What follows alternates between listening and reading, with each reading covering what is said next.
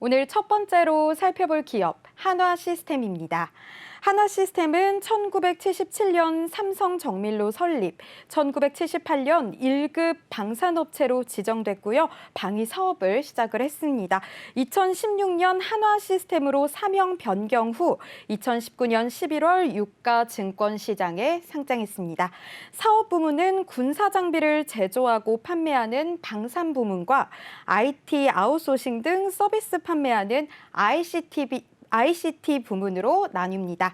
방산 부문은 핵심 사업인 군 위성 통신체계 2 및 전술 정보 통신체계, 대대급 전투 지휘 체계, 개인 전투 체계, 한국형 전투기 사업에 참여를 했고요. ICT 부문은 기업의 전산 시스템을 구축, 유지, 보수하는 서비스를 영위하면서 한화 생명보험 등 계열사 비율 70%, 비계열 회사 30%를 차지하고 있습니다. 최근 실적도 살펴보도록 하겠습니다. 3분기 연결 기준 매출액은 1조 4,099억 원, 영업이익 1,047억 원, 당기 순이익 770억 원을 기록했습니다. 매출액은 4,250억 원 증가했고 영업이익과 당기 순이익도 전년 동기 대비 증가하면서 실적 성장을 이뤘습니다. 이렇게 간단하게 한화시스템에 대해서 알아봤는데요. 오늘 어떤 이슈 살펴볼까요? 네, 한화시스템 1월 17일 네. 단일 판매 공급 계약 체결 소식을 좀 전해오면서 네. 지난주에 좀 좋은 소식이 좀 있었죠. 네. 자, 내용을 살펴보도록 하겠습니다. 한화시스템입니다. 단일 판매 공급 계약 체결입니다. 판매 공급 계약의 구분은 기타 판매 공급 계약인데 체결 계약명입니다. 천궁2 다기능 레이더를 수출하겠다. 전체 계약 금액은요. 1조 3,020억 원, 1조 3,020억 원인데 최근에 회사 2020년도 기준의 최근 매출액이 1조 6,420억 원에 79.2%에 해당되는 네. 막대한 이 매출입니다. 자, 이 부분에 대한 공급 계약을 체결했다라고 좀 밝혔고 판매 공급 지역은 아랍에미리트입니다. 문재인 대통령이 아랍에미리트에 좀 방문을 하면서 네. 자, 우리나라의 국산 무기 수출 소식을 좀 전해왔었죠. 그렇죠. 자, 그래서 한화시스템, 그다음에 LIG 넥스원, 그리고 한화 계열사 한 군데가 더 이 4조 원대 무기 수출 계약에 좀 이 수혜를 좀 입었는데 지금 계약 금액 1조 3,020억 원에 대해서는 한화시스템이 좀 납품을 하게 되는 겁니다. 공시 유보에 관련된 사항에 대해서는요. 계약 기간의 시작과 종료, 즉 납품일이 좀 명기되지 않았는데 이거는요. 네. 국가와 국가 간에 사실은 이 계약 관계지만 사실은 이 무기라는 것은 국가의 어떤 안보를 좌우할 수 있는 사항이기 때문에 경영상 비밀 유지 계약에 좀 해당이 되는 거죠. 그렇기 때문에 세부적인 어떤 내용에 대해서는 현재 밝혀지지 않았습니다. 투자 판단 관련된 주요 내용 보겠습니다. 네.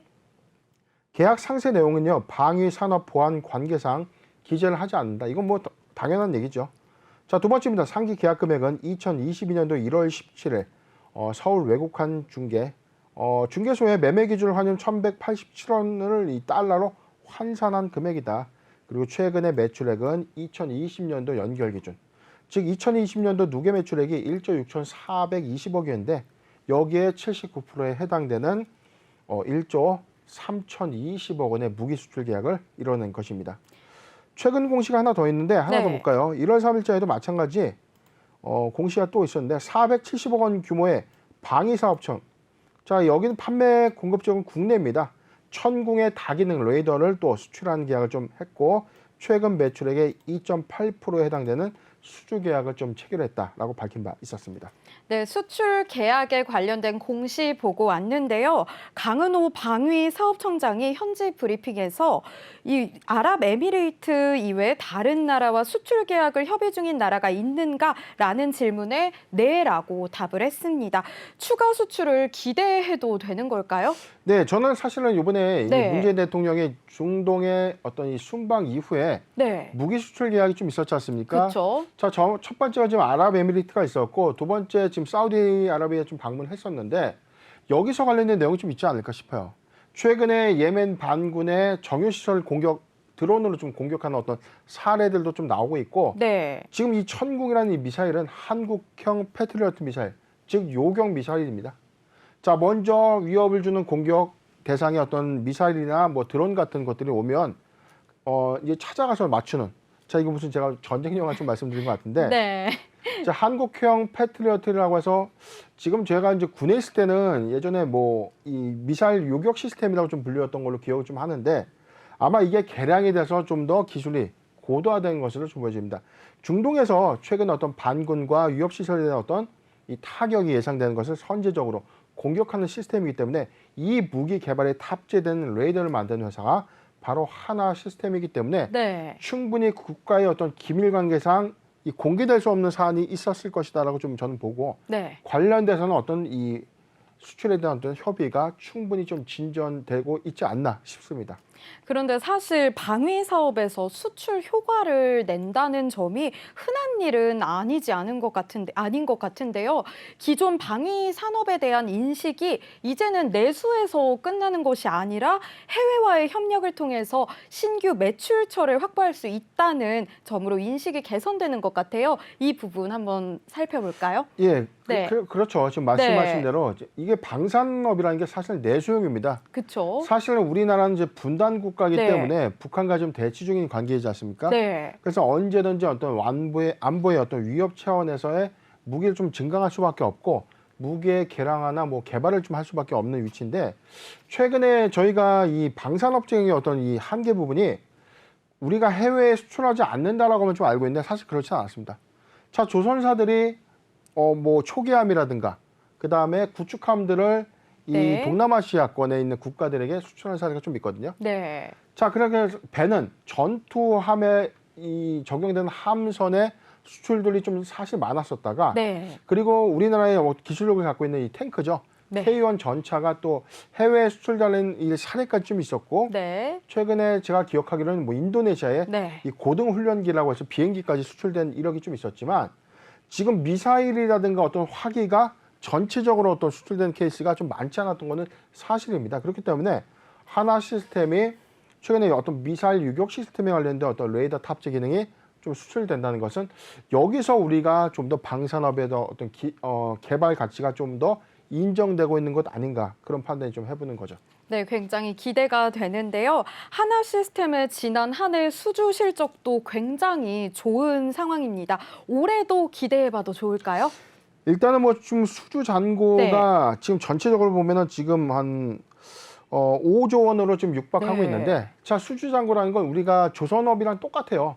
먼저 수주 계약을 체결해서 만드는 이 과정 있죠. 만들어서 인도를 하고 네. 그다음에 잔금을 받겠죠. 그렇죠. 자, 그런 것처럼 무기도 지금 뚝딱 만들어서 공장에서 내일 모레 출고되는 뭐 그런 시스템이 아니기 때문에 충분하게 정확성과 그다음에 폭발에 대한 어떤 위험들을 충분히 예측해야 되는 상당히 오랜 시간 좀 제작 시간 좀 걸릴 것이기 때문에 먼저 수주를 받아놓고 개발 이후에 이 시험 테스트 그리고 안정성까지 모두 다 거친 이후에 이 납품이 되는 흐름이기 때문에 네. 자, 잔고가 늘어난다는 것은 가시화된 매출 베이스에서 깔려갈 수 있는 것들이 많아지는 거죠.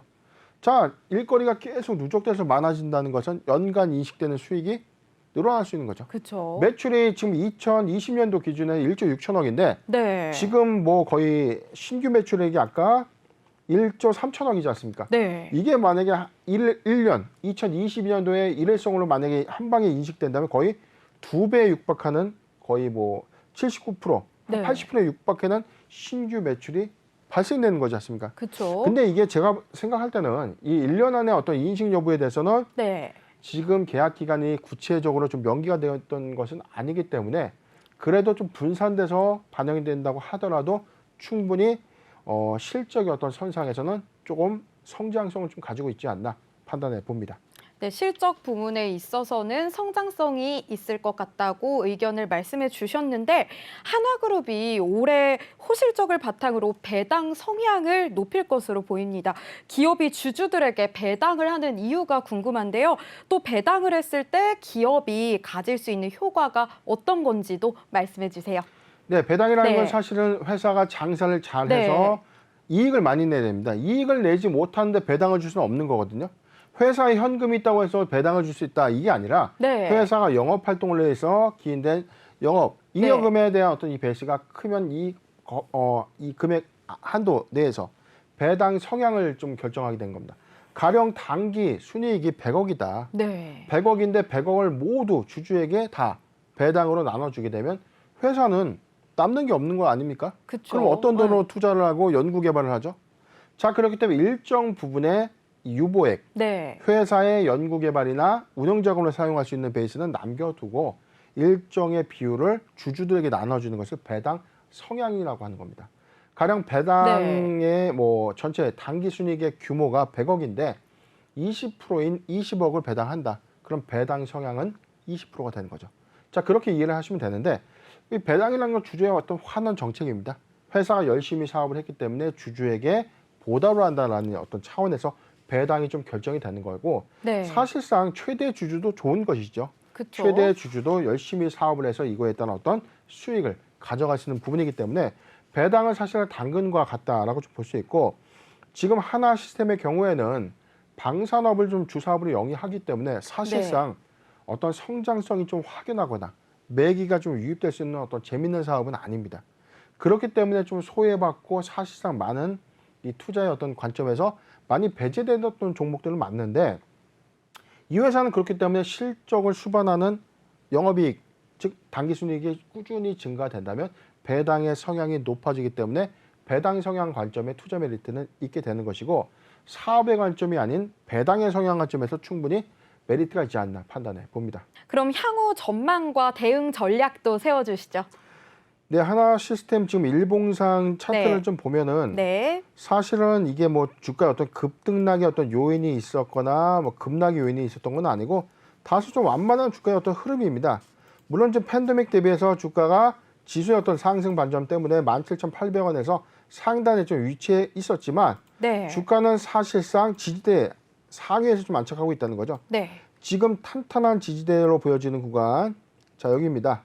지금 14,500원, 14,500원은 탄탄한 지지대 구간 좀 보여지고, 자 저항선 부분은 16,200원을 보여지는데 네. 지금은 저항선을 살짝 이탈한 흐름.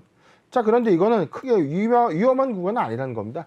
지수의 변동성으로 인해서 모든 대형주 또는 중형주들의 어떤 타격이 좀 있었던 장세이기 때문에 사실상 이 주가에 대한 리스크는 좀 차지하더라도 이 회사는 사실상 방산업이 주는 네. 어떤 사업의 어떤 모멘텀을 좀 꾸준히 보는 관점보다는 네. 배당 성향이 좀 더 주목할 관점에서 본다면 충분하게 배당금에 대한 성향이 좀 높아지는 것에 네. 관심을 두는 것이 맞다.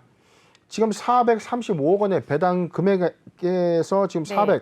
489억 원에 하나 그룹 내 한 3위에 해당되는 배당 성향을 좀 보여줄 것으로 올해 좀 예측을 되고 있는데 네. 자 지금 보유자 관점에서는 14,300원이 이탈되지 않는 보유 의견을 좀 제시해드리고 신규 매수적 관점에서는 저는 이렇게 봤어요. 신규 매수적 관점에서는 네.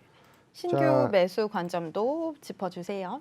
자 지금 네. 14,000원, 14,000원에서 16,000원, 14,000원에서 16,000원 구간은 매수 유효 구간, 포트 비중 5%의 분할 매수 의견을 좀 제시해드리고 지금은 배당 기준이 이미 산입이 안 되기 때문에 지금은 사실 의미는 없습니다. 근데 수출 실적 이후에 1분기와 반기 실적까지 유입되는 어떤 시그널이 좀 있다면 실적 요인의 상승 여력은 다소 있다.